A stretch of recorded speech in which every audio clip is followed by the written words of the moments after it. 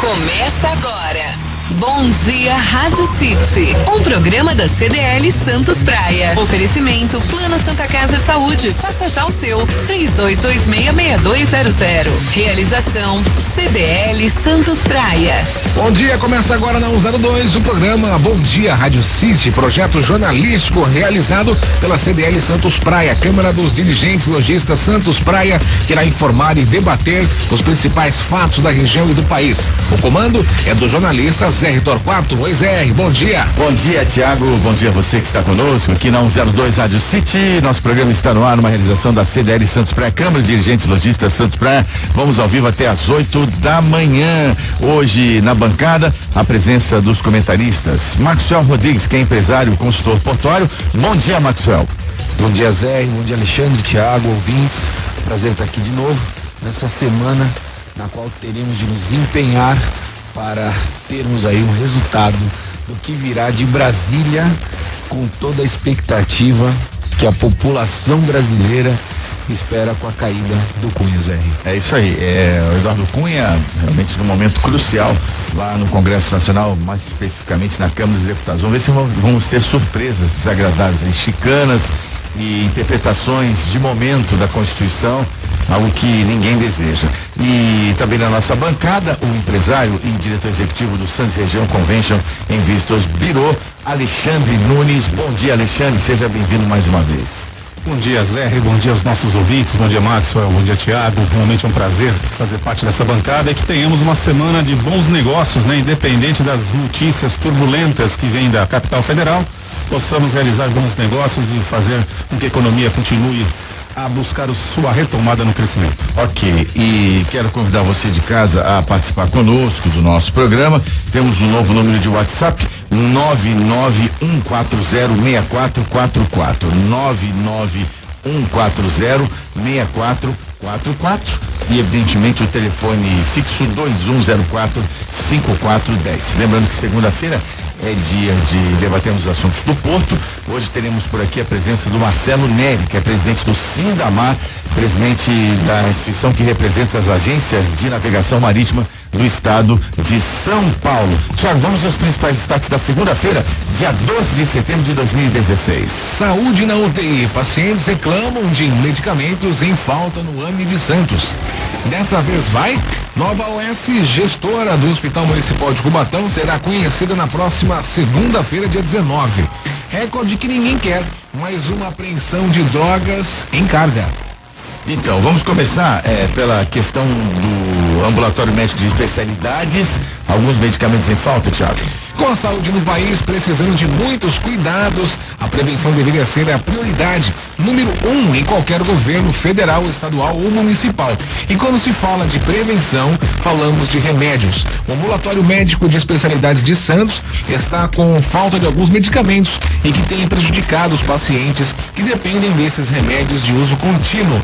Sem a distribuição gratuita, os cidadãos são obrigados a ter que tirar dinheiro do próprio bolso. Para citar o exemplo de um paciente que pediu para não ser identificado, o medicamento Ritalina, estimulante cerebral indicado para pacientes com transtorno de déficit de atenção e hiperatividade, custavam R$750 as 3 caixas que ela retirava no ambulatório. Então, para resolver a situação, a família fez o que muitos fazem, entrou na justiça para conseguir o acesso ao remédio e ganhar uma causa.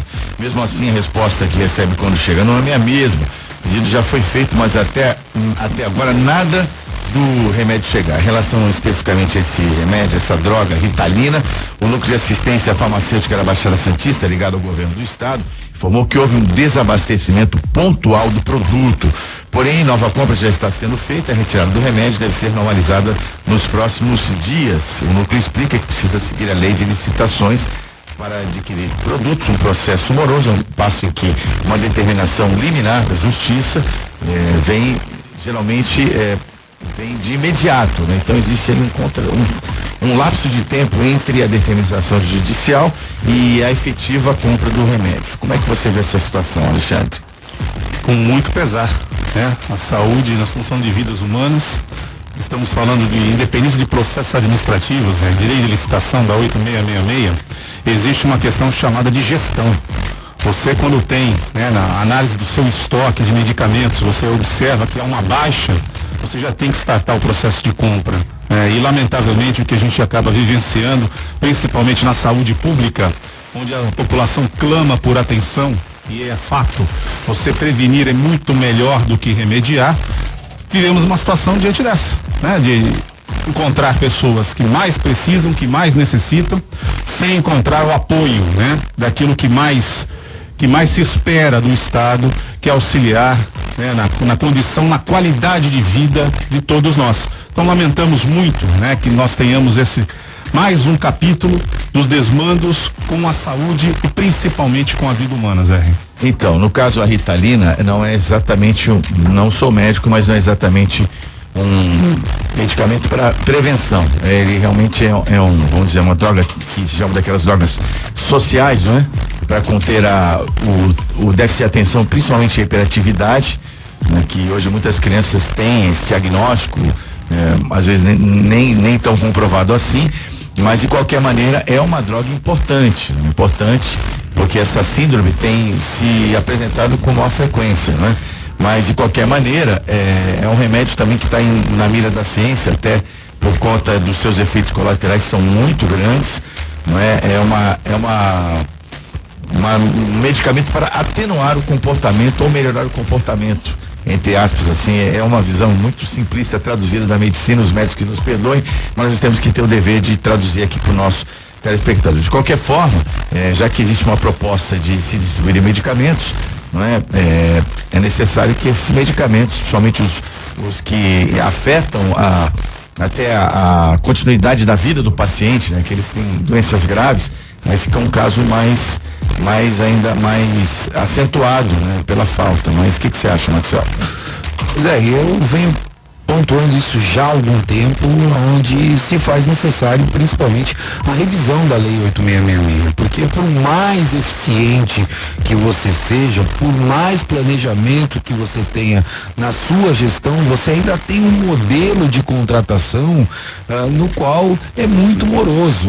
A gente vê que a notícia menciona que dentro de dias o problema estará resolvido, mas eu dificilmente acredito que isso seja uma realidade, haja vista que um processo de licitação hoje, até a sua especificação, a sua publicação, ao pregão ocorra dentro de um prazo mais ágil possível, eu não tenho entendimento que isso venha a ocorrer com menos de um mês, E para que você trate a saúde com esta, entre aspas, celeridade, você coloca de certa forma todas essas pessoas que dependem desse sistema numa situação muito delicada. Então o ponto principal, no meu entendimento, é a revisão principalmente de uma lei de contratação muito antiquada, que paralisa todo o processo e que consequentemente gera danos significativos àquelas pessoas que dependem desse sistema moroso e antiquado. Então, e tem outros medicamentos também, como de uso contínuo, como a atorvastatina 20 mg, que é uma droga para combater o colesterol alto, né? E o fibrato 100 gramas, ambos para colesterol também. O fato é que realmente a rede tem dificuldade de atender essas demandas, né? E vai a questão também da judicialização da saúde, que é muito debatida, né? Até o ministro da Saúde, Marcelo Barros, está falando sobre isso, né? Que o sistema é onerado até também por conta da sua ineficiência, vamos combinar, não é? Com essas demandas judiciais que diariamente chegam, isso também está comprovando uma falta de medicamentos para essas pessoas que precisam. Não só isso, né, Zé? Mostra mais uma vez a própria ineficiência do próprio modelo de contratação. A gente veio já aqui batendo há algum tempo, onde existem processos nos quais você necessariamente precisa envolver todo um modelo de contratação a fim de preservar principalmente o dinheiro público, e eu concordo com isso, mas existem outros fatores, como o fator saúde, que eles precisam ser tratados de uma forma independente. Eles precisam ter um novo modelo de contratação e uma condição na qual você possa suprir todas as necessidades dessas pessoas que estão dependendo desses remédios. Você mencionou muito bem a questão judicial, onde uma demanda judicial ela é imediatista a partir do momento que o juiz determina que aquilo seja feito, obrigatoriamente o poder público ou a unidade de saúde precisa adotar esta medida imediatista, mas pela forma de contratação e até muito pela ação do Tribunal de Contas,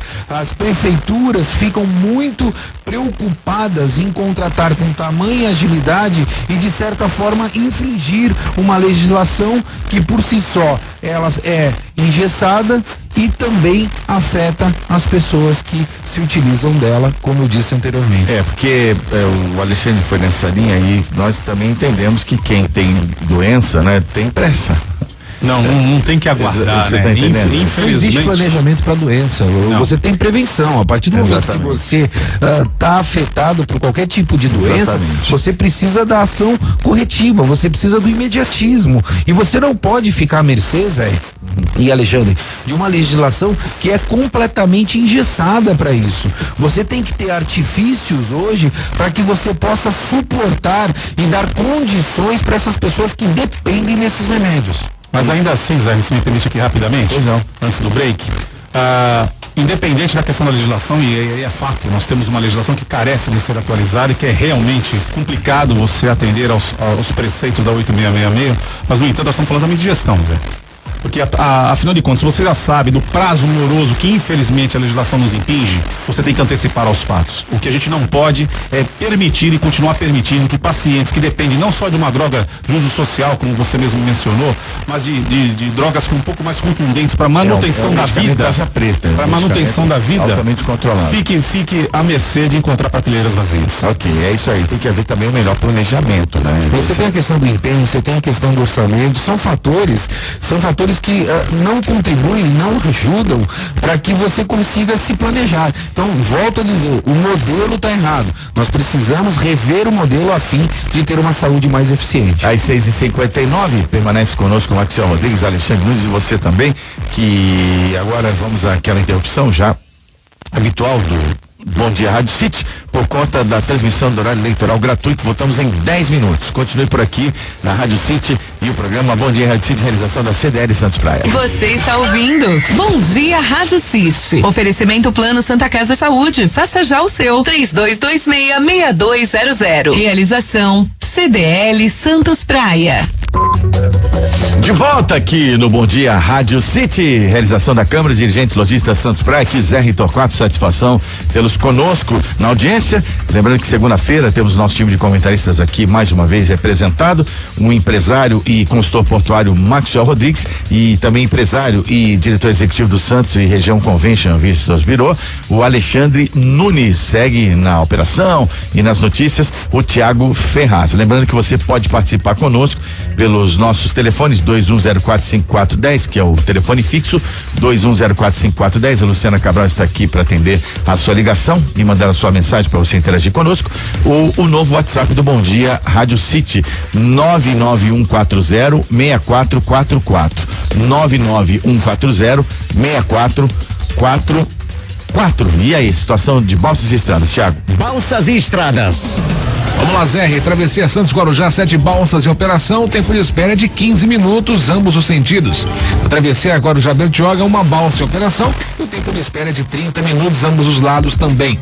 Travessia São Sebastião e Ilhabela, 3 balsas em operação. E o tempo de espera é de 30 minutos nos dois sentidos também. Segundo o Twitter da Ecovias, motoristas encontram tráfego lento na chegada a São Paulo pela rodovia Anchieta do quilômetro 13 ao 10, devido ao excesso de veículos. E lembrando que está proibido o tráfego de caminhões sentido São Paulo na Imigrantes. E atenção, hein? A interligação no Planalto sentido São Paulo está temporariamente bloqueada por causa de forte neblina no topo de Serras R. 717. O próximo tema diz respeito à saúde no município de Cubatão. Dessa vez vai. Nova OS, gestora do Hospital Municipal de Cubatão, será conhecida na próxima segunda-feira, dia 19.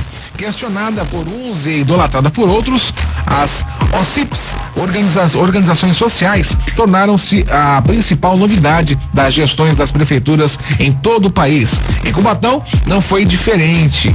A responsável pela gestão do hospital era a ProSaúde, que desistiu, reclamando de ter tomado um calote da prefeitura. Provisoriamente assumiu a Associação Hospitalar Beneficente do Brasil, a HBB, que não informou se concorrerá à renovação. O que é o Sindamar, histórico da instituição, número de filiadas e... Opa, peraí, ultrapassou um pouquinho. Passou um pouquinho? Eu acho que as folhas estão desorganizadas. Bom, na sequência, Thiago, você retomando a notícia, a Prefeitura de Cubatão. A Prefeitura de Cubatão quer reduzir de 4,4 milhões para 3,5 milhões de gastos mensais, manter operando o Hospital Municipal Luiz Camargo da Fonseca e Silva, de outubro deste ano a setembro do próximo. Com essa proposta de diminuição da despesa, a seleção pública para a escolha da nova organização social que administrará a unidade será conhecida dia 19 às 10 da manhã. O hospital tem hoje 141 leitos credenciados pelo SUS. A nova contratada operará 152 leitos SUS. Zé. Bom, realmente uma situação difícil do Hospital de Cubatão. Nós temos aí notícias recorrentes na mídia, meu caro Maxwell, e o Alexandre evidentemente vai interagir conosco também. Depois, fica a questão, né, muito discutida, como diz o início da notícia, a respeito da gestão terceirizada dos equipamentos de saúde, mas creio que o problema não se resume somente a isso. Sem dúvidas, R. E até a própria notícia já diz, né? Dessa vez vai. Nem a notícia foi, até porque a gente percebe que o modelo, como eu disse já em outras situações, o modelo ele precisa ser redesenhado.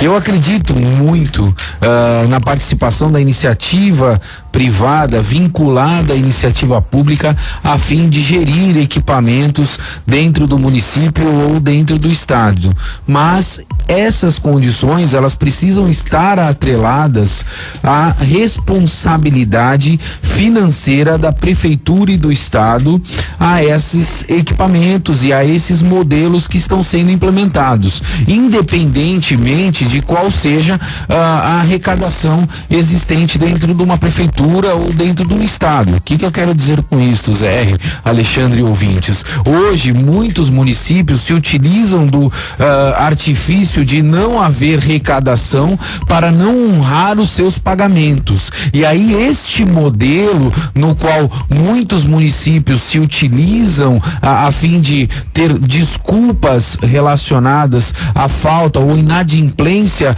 com os seus compromissos é que está errado. Nós precisamos ter um modelo de gestão aonde a iniciativa pública está vinculada à iniciativa privada, mas que responsabilidade, principalmente no modelo financeiro, ele exista para que a iniciativa privada consiga honrar e cumprir todos os seus compromissos. É como funciona dentro de uma empresa. Eu não posso me utilizar de qualquer artifício para justificar uma inadimplência. Porque caso haja a inadimplência, o serviço automaticamente é cortado. E é como funciona hoje, principalmente nesta relação que a prefeitura vem implementando em junto a essas iniciativas privadas nos equipamentos de saúde. Ela se justifica por uma falta de arrecadação para não honrar os seus compromissos e ficar inadimplente. Eu acho sim que este modelo é um modelo que funciona desde que haja a responsabilidade, principalmente dos gestores na relação dos compromissos financeiros para com a iniciativa privada. Alexandre, esse modelo de gestão de OS, você acha que é interessante e ao mesmo tempo toca-se no ponto crucial, né? Que os municípios não têm condições de arcar com os gastos da saúde, que é cara, né? A gestão da saúde é cara, a manutenção da saúde é cara e não dá para fazer isso sem a ajuda do governo estadual nem do governo federal. Mas dentro desse contexto, como é que você avalia? Na verdade, quando você estabelece uma relação com o CIP, você está buscando dar celeridade aos processos administrativos e à relação principalmente de trabalho. E contratação. Isso, exatamente. Por quê? Porque no modelo né, quando você envolve uma organização civil de interesse público, os processos administrativos, eles correm sim com transparência, mas num processo muito mais rápido do que você fosse seguir ipsiliteris a 8666, por exemplo. O que faz com que qualquer poder público de qualquer esfera, seja municipal, estadual ou mesmo o governo federal, está sujeito. Então você busca, na celebração de parcerias, dar celeridade aos processos. Na questão da saúde não é diferente. Nós temos esse modelo implementado no Brasil inteiro, onde você tem, através dessas organizações civis, sociais civis de interesse público, a gestão de hospitais e de equipamentos públicos de toda a ordem, mas na saúde não é diferente. Isso garante, né? Essa celeridade garante mais transparência nos processos. O que acaba acontecendo, sim, Zé, que tá aí, talvez seja o grande cerne na qual o Maxwell levantou no seu debate aqui, a informação. Tá no compromisso. Quando você celebra, né, uma parceria, tem que haver o compromisso do repasse do recurso, pois afinal de contas a entidade na outra ponta, ela está fazendo uso, né, da sua inteligência, está fazendo uso do seu capital humano, está fazendo uso das suas relações para fazer com que uma unidade ou qualquer outro processo funcione perfeitamente. Nós vivemos na questão de Cubatão grandes exemplos, né? A saúde de Cubatão já foi dada como modelo, inclusive para a região. O próprio Hospital Modelo de Cubatão, gerido nessa parceria com a OCIP, foi considerado um dos melhores hospitais do país. A saúde era uma referência. O que a gente lamenta é que os processos acabam sendo desgastados ao longo do tempo pela falta de compromisso. Né? E aí é claro que ninguém em sã consciência, seja uma entidade do terceiro setor, seja uma organização privada, sente-se à vontade em celebrar convênios ou assinar contratos com o poder público. Essa ausência de compromisso, e olha que a lei de responsabilidade fiscal, ela impinge isso, né? Ela impõe isso ao poder público no ato de você celebrar um convênio, celebrar um contrato, você honre os seus compromissos, mas o que lamentavelmente a gente não vê acontecendo. Então essa quebra de confiança nas relações é que afasta bons gestores, afasta as boas empresas, afasta as boas entidades do terceiro setor na gestão da causa pública, seja na saúde, seja em outros setores, na qual, né, todos nós, enquanto sociedade, enquanto população, somos atingidos. Bom, vamos agora ao Giro Nacional de Notícias do Bom Dia Rádio City às 7h25. Giro Nacional. Temer afirma ser contra reajuste salarial dos ministros do STF. Então, e agora, hein? O Temer, pelo menos publicamente, diz contra o reajuste do STF, né? E vamos ver o que isso vai dar, né? Porque o Temer deve aparecer por lá também esse ano, como tem aparecido as autoridades políticas do nosso país. Mentira, né, Zé? Me parece que ele fala que gera um efeito cascata importante.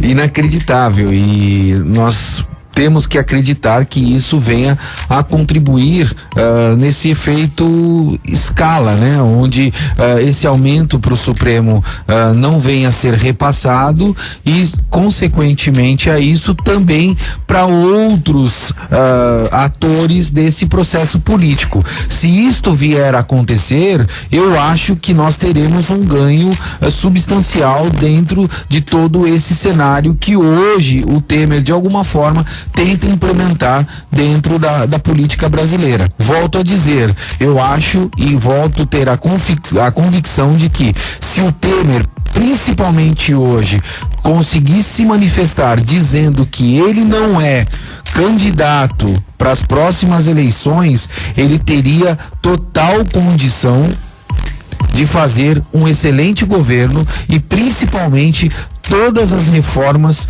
que o país necessita. Olha, o que é mais interessante, nós estamos falando do salário do Supremo Tribunal Federal. Evidentemente os ministros no seu grau mais elevado da sapiência jurídica realmente merecem ter bons rendimentos, mas nós não estamos falando de R$880, não estamos falando de salário mínimo. O que a gente observa, cada vez mais se preocupam tanto o legislativo, o próprio executivo e o judiciário em aferir novos ganhos, e com toda a justiça, não estou aqui negando o direito da remuneração e de uma boa remuneração do homem público, para que possa cumprir, com lisura, com transparência e com tranquilidade as suas funções. Mas se nós formos olhar a situação da Previdência, olharmos a situação do salário mínimo, da base assalariada desse país, existe aí mais uma dicotomia. Enquanto se busca 10% de aumento no salário mínimo, se busca qualquer referencial em salários que ultrapassam a casa das dezenas de milhares de reais. Então, realmente a gente tem que refletir um pouquinho e que a gente, notadamente, Zé e Maxwell, esperamos é que os homens públicos possam ter uma atenção maior à sociedade. Volto a dizer, não sou contra a que o homem público receba uma boa remuneração e tem que perceber sim uma boa remuneração. Agora, vamos avaliar, né, o que está por trás, não somente de um bom salário, mas de uma quantidade de assessores, uma quantidade de estrutura que acabam se impingindo a todos nós um gasto muito alto, muito grande. E o efeito cascata, na qual até a própria notícia acaba trazendo isso, de fato está na própria Constituição, a equidade entre os poderes. Se você tem, né, o maior salário do país dado como presidente da República, aí a equidade que se dá ao Supremo Tribunal Federal, aos ministros de Estado e assim por diante, isso acaba, né, como um dispositivo, como um gatilho automático, né, você tem aí a elevação dos salários.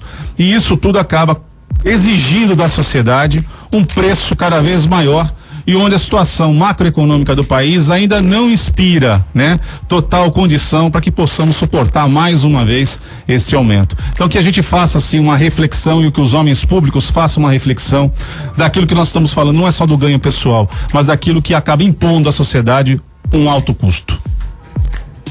Pesquisa aponta que 52% da população acha péssimos serviços de saúde das prefeituras. Mais da metade das pessoas, no geral, acham que o serviço prestado pelas prefeituras, já elencamos vários fatores aqui e é mais do mesmo, né? Essa percepção da população não passa despercebida por nós aqui.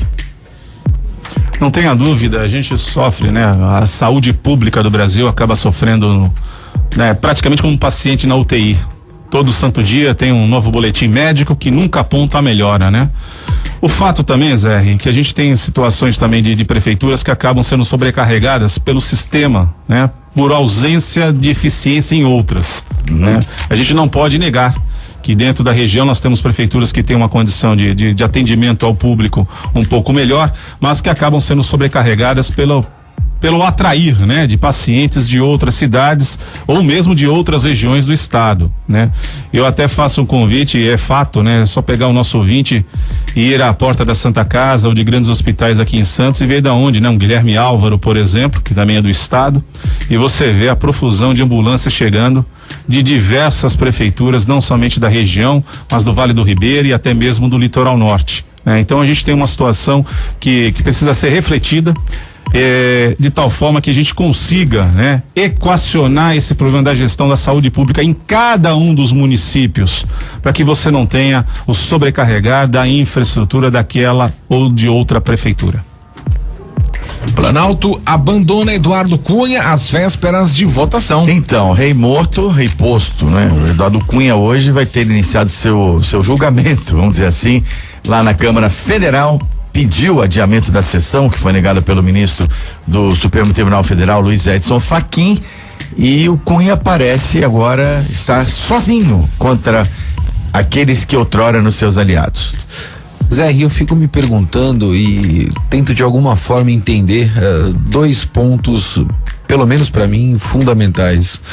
O primeiro, relacionado à iniciativa da pessoa ocupar um cargo público, principalmente em função das condições financeiras que uma pessoa vem a ter, como por exemplo no caso do Cunha, que consegue dispor de algo em torno de R$800 mil para fazer uma viagem internacional, consegue dispor de R$400 mil para fazer um casamento no Copacabana Palace de sua filha, e que também, além disso tudo, de uma situação financeira extremamente vantajosa e confortável, essa pessoa se coloca à disposição da política, da sociedade, a fim de defender os interesses. Eu acho que é muita filantropia, né? É o desprendimento da alma. É o desprendimento da alma. Eu acho que o Alexandre resumiu com bastante serenidade, né, o posicionamento dessas pessoas. E além disso, né,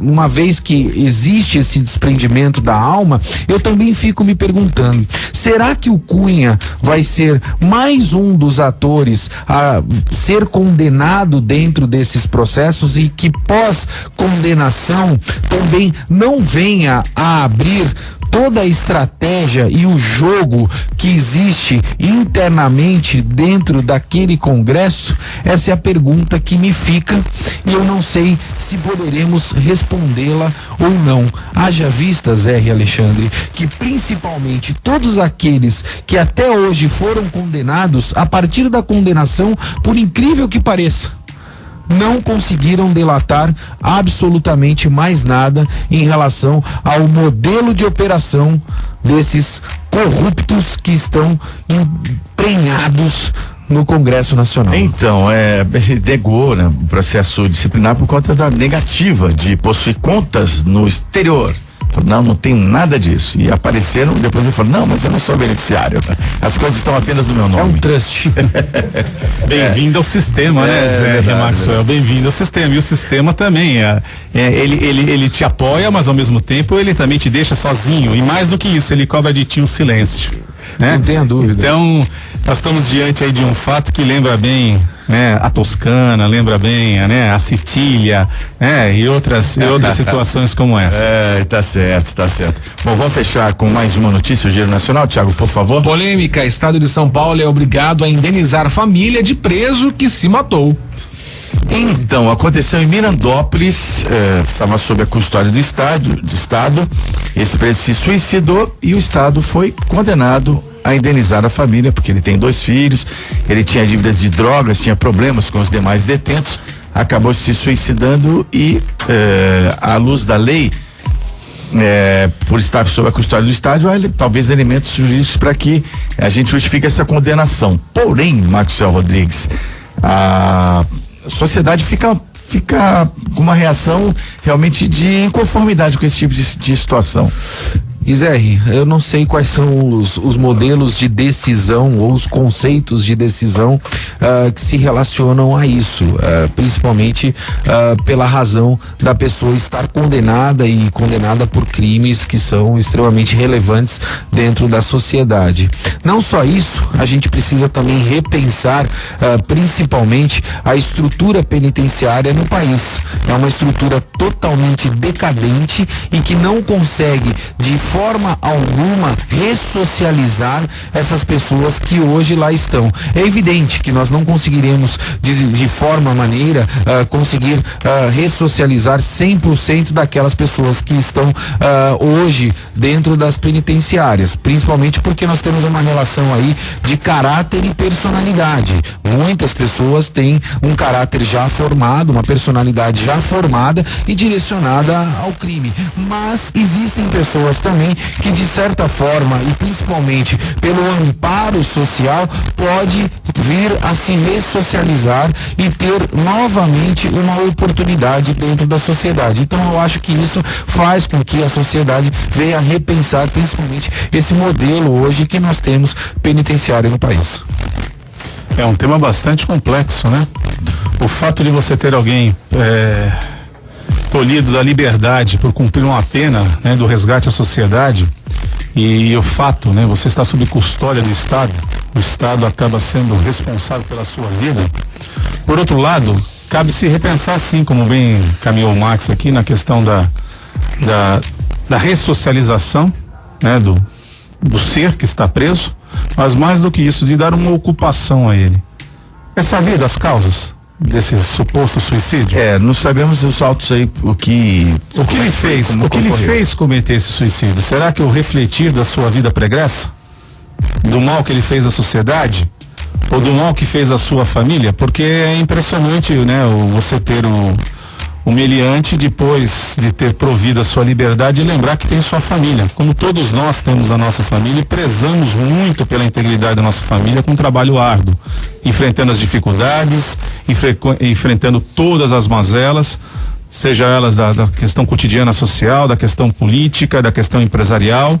Então há de se refletir, sim, os porquês, né, que levam o ser humano, inclusive, a tirar a sua própria vida, mas não há dúvida que o sistema penitenciário brasileiro há de se passar, como toda a sociedade, há de se repensar todo o seu processo, né? buscar a recuperação de uma vida humana é fundamental, mas realmente pesa um pouco, né, na conta da sociedade, você ter que suportar algo que acontece intramuros de uma penitenciária, em toda a sociedade ser penalizada também por isso. 7h37, vamos ao intervalo comercial, daqui a pouquinho o quadro da Agenda Portuária. Hoje temos como convidado o presidente do Sindamar, Sindicato das Agências de Navegação Marítima do Estado de São Paulo, o Marcelo Neri, vai conversar conosco já. Eu quero dar um recado da Design Gallery, lista de casamento, chabar e chá de cozinha, a maior variedade de produtos para casa e sempre com o menor preço, 6 vezes consecutivas eleita do Top of Mind, a loja mais lembrada na categoria artigos para o lar e decoração, em 2 endereços, Azevedo Sodré 3, próximo à Avenida Conselheiro Neves, Marechal Deodoro 98 no Gonzaga, também agora Bambam aí nos presentes finos, Design Gallery, a loja conhecida, querida demais, sempre com a gente aqui no Bom Dia Rádio City. Voltamos já. Você está ouvindo Bom Dia Rádio City. Oferecimento Plano Santa Casa Saúde. Faça já o seu. 3226-6200. Realização CDL Santos Praia.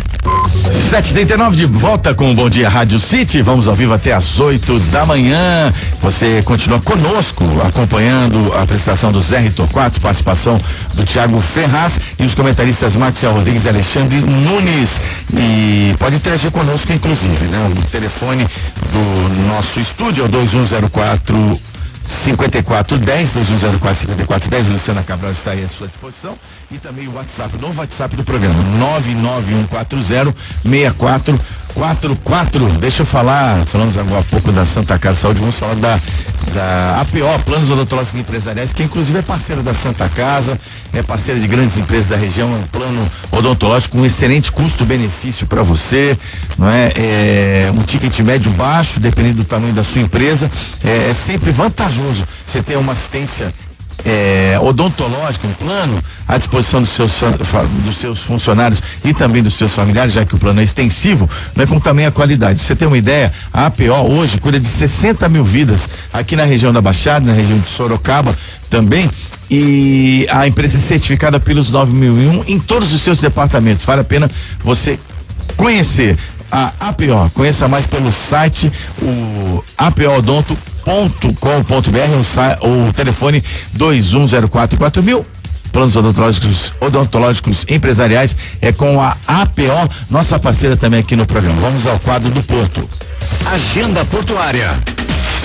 Toda segunda-feira é dia de debatermos os assuntos referentes ao maior porto da América Latina. Agenda Portuária no ar, trazendo hoje o Marcelo Neri, presidente do Sindamar, Sindicato das Agências de Navegação Marítima do Estado de São Paulo.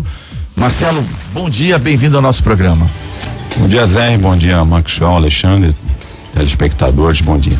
Ok, Marcelo, queria que você fizesse um breve resumo, né, sobre o que é o Sindamar, para o nosso ouvinte, que evidentemente não é tão afeito a questões portuárias, né, possa conhecer o trabalho da instituição representativa dos agentes marítimos aqui do nosso porto especialmente.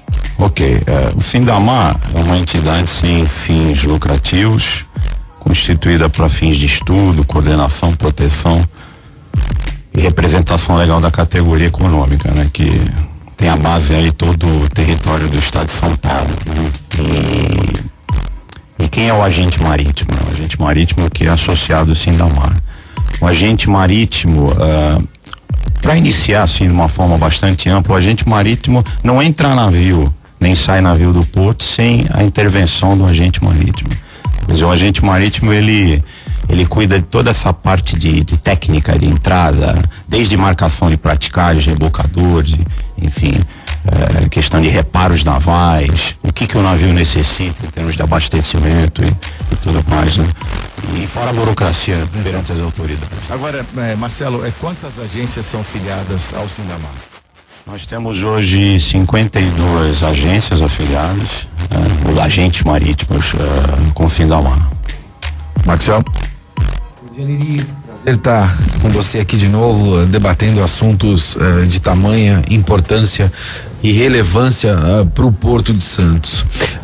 Na tua percepção, eu gostaria até de ter a visão, principalmente das agências marítimas que prestam serviço no Porto, como é que você enxerga hoje a entrada logística, o novo projeto que está sendo desenvolvido, principalmente capitaneado pela Prefeitura de Santos, para a entrada da cidade com os impactos relacionados ao porto? Você entende que este novo projeto, de alguma forma, vai atender e agilizar principalmente todos os processos e apoio logístico que o Porto de Santos necessita?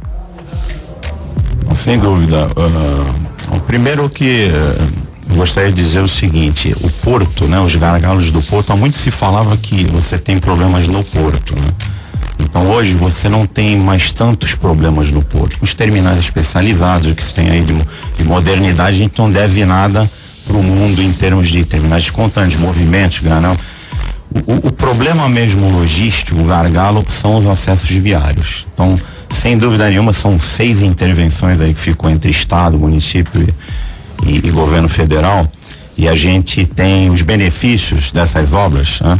São aumentar a capacidade viária do acesso a Santos ao porto, minimizar conflito entre o tráfego de passageiros e de cargas, gerando benefícios econômicos e sociais, permitir o acesso mais ágil ao Porto de Santos, reduzindo os custos operacionais associados, e diminuir o tempo de viagem, reduzindo os congestionamentos, os gastos com combustível, consequentemente a emissão de poluentes.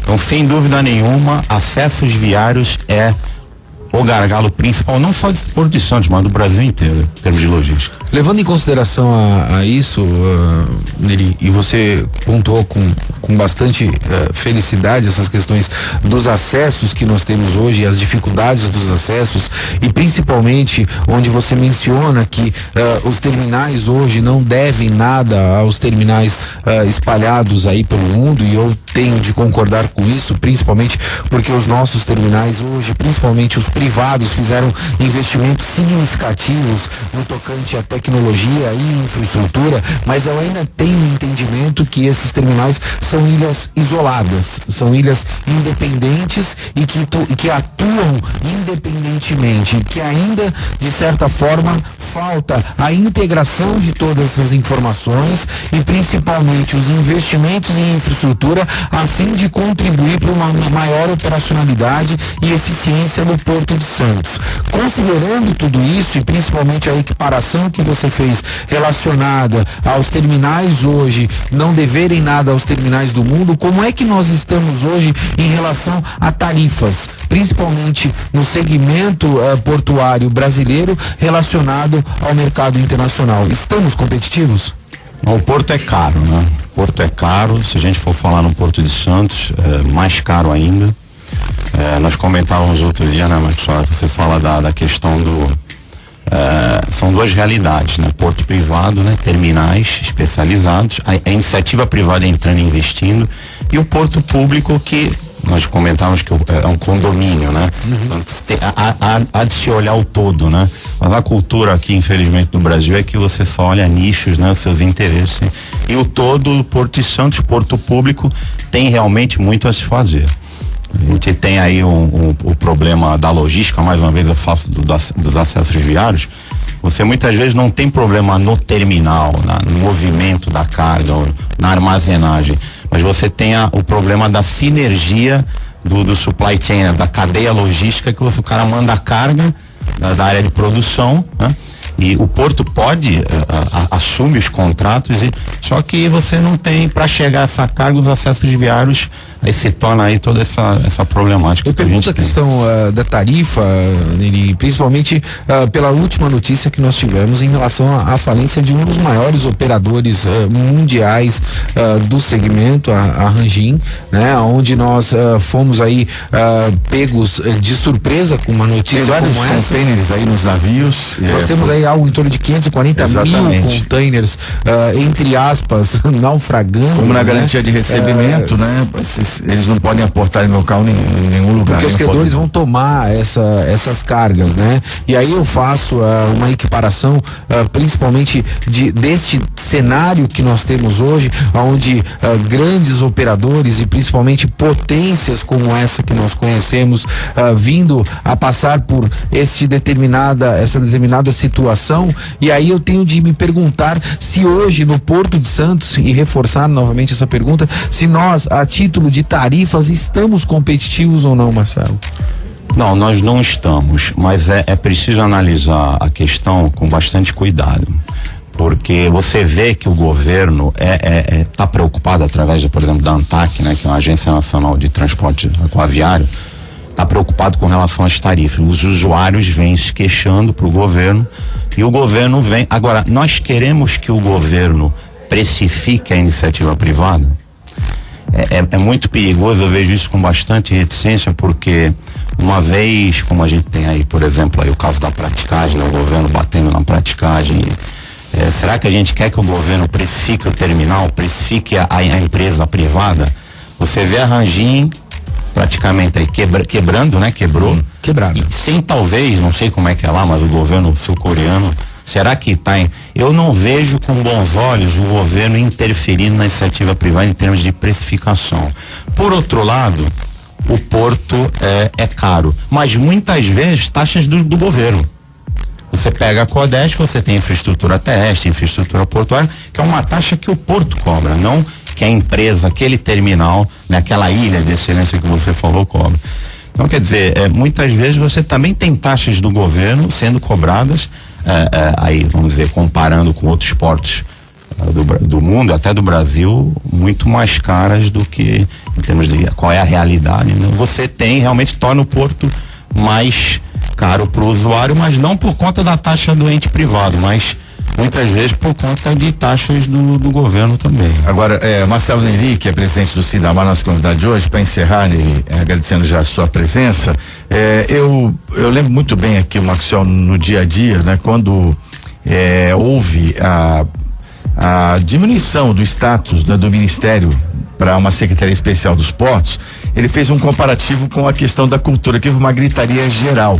E quando você falou dessa questão de você conversar sobre tarifas, sobre impostos e todos os setores, as dificuldades do setor portuário, né? Que é vital, principalmente para a nossa região, para o nosso país, dada a representatividade do Porto de Santos no espectro mundial da atividade. Você acha que existe ambiente propício agora com o novo governo para que esses atores se reúnam e possam resolver esses nós aí? Claro, evidentemente, sem contar o que já foi aqui traçado por vocês, muito bem diagnosticado, que é a questão do acesso. Mas uma união de forças, um diálogo realmente produtivo para que a gente ultrapasse essas dificuldades? Eu vejo sim, nitidamente. Eu acho que o governo Temer agora é um governo que está olhando a iniciativa privada, ou seja, vai deixar mais espaço para que a coisa seja realmente gerida pelas empresas. Quem produz riqueza no país são as empresas. O governo não produz nada de riqueza.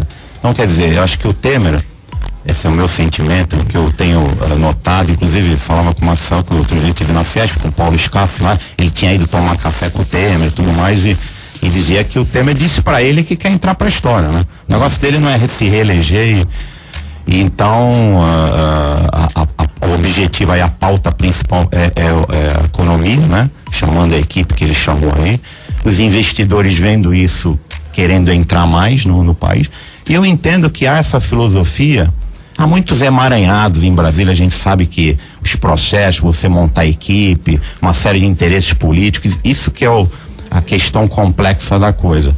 Mas eu vejo uma vontade desse novo governo de tirar mais da mão da gestão pública e colocar mais na mão da gestão privada, né? Marcelo.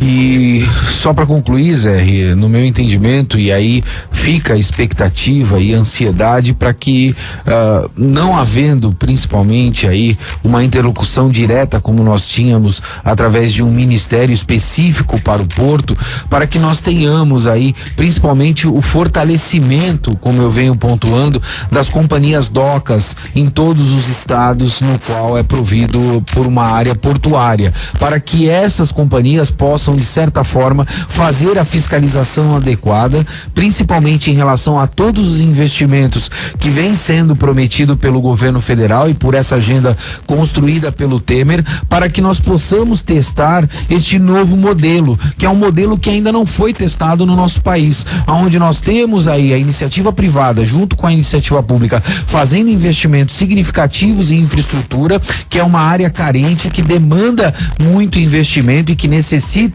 que esses investimentos sejam feitos, e que consequentemente a isso nós podemos ter paralelo a companhia Docas fazendo toda a fiscalização necessária para que tudo venha a ser entregue dentro do modelo inicialmente contratado. Ô Marcelo, para encerrar também, queria que você fizesse um breve comentário. Vocês estão aí vivenciando já há algum tempo o movimento dos auditores da Receita Federal, operações padrão, paralisações pontuais. Como é que o segmento se posiciona a respeito disso? Aliás, quero até enviar por você uma saudação ao seu diretor executivo, Zé Roque, uma figura respeitadíssima, pela qual tenho muito apreço também, mas fique à vontade, por favor. Olha, o movimento dos auditores é até compreensível, a gente entende, né, a parte que eles estão pleiteando, mas nós não podemos impedir a plena funcionalidade do segmento que acarreta aí divisas para o país, né?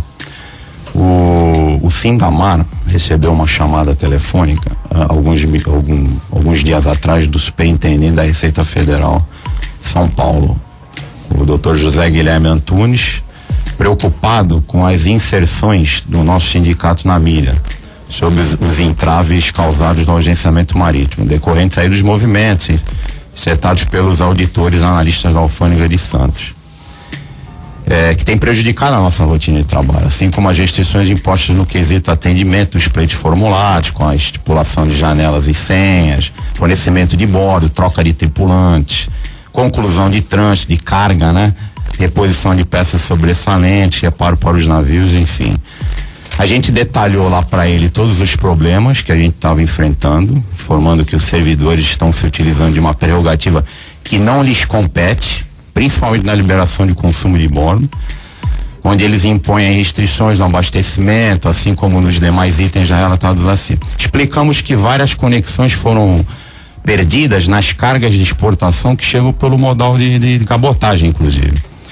Ele ficou bastante preocupado com o quadro, disse que vai conversar com a chefia aqui em Santos, e que isso não pode acontecer, realmente, porque há de se compreender, né, o pleito dos fiscais, é claro, mas não se pode parar uma célula, uma engrenagem preponderante para o comércio exterior, que mais de 95% de exportação e importação passa pelos portos, né? Ok.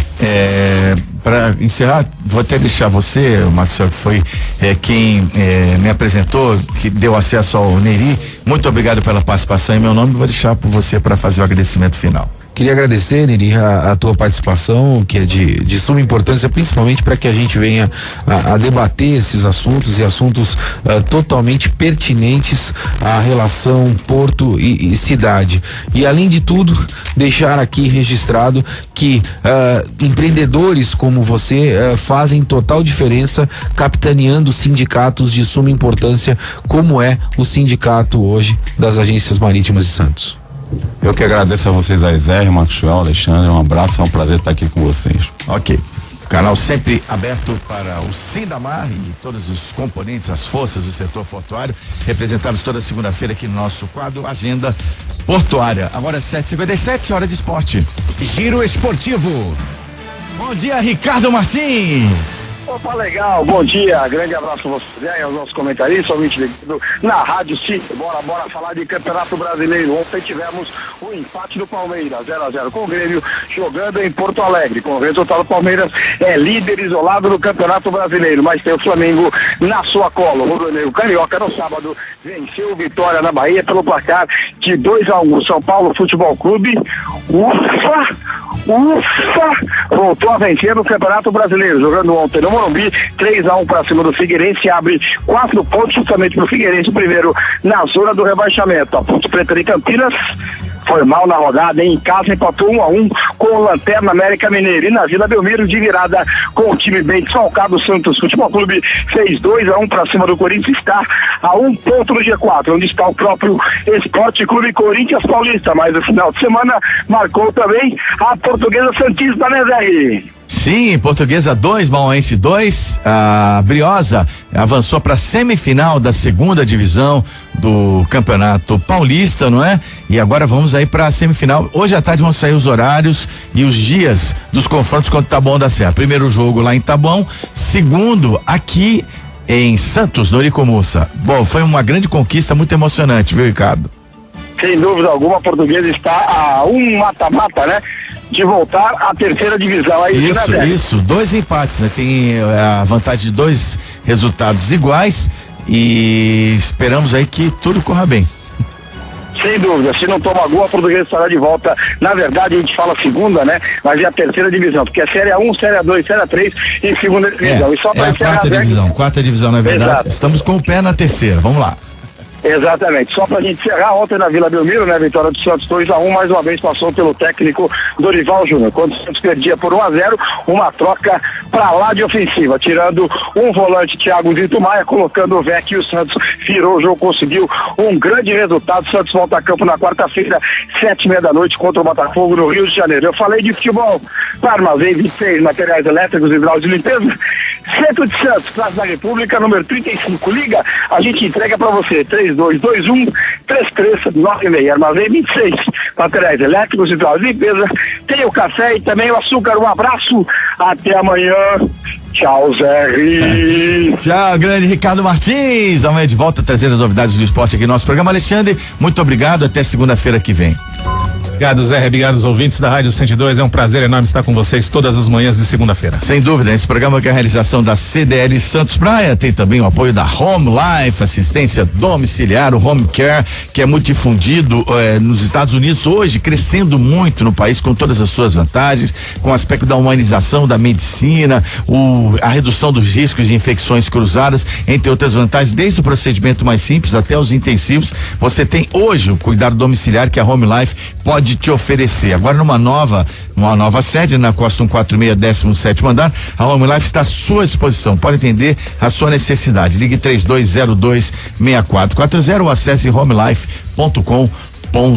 Ponto final do Bom Dia Rádio City. Seremos de volta amanhã às 6h45 aqui na Rádio City FM. Vem aí Roberto César no comando do Jornal Litoral. A todos uma excelente semana e até amanhã.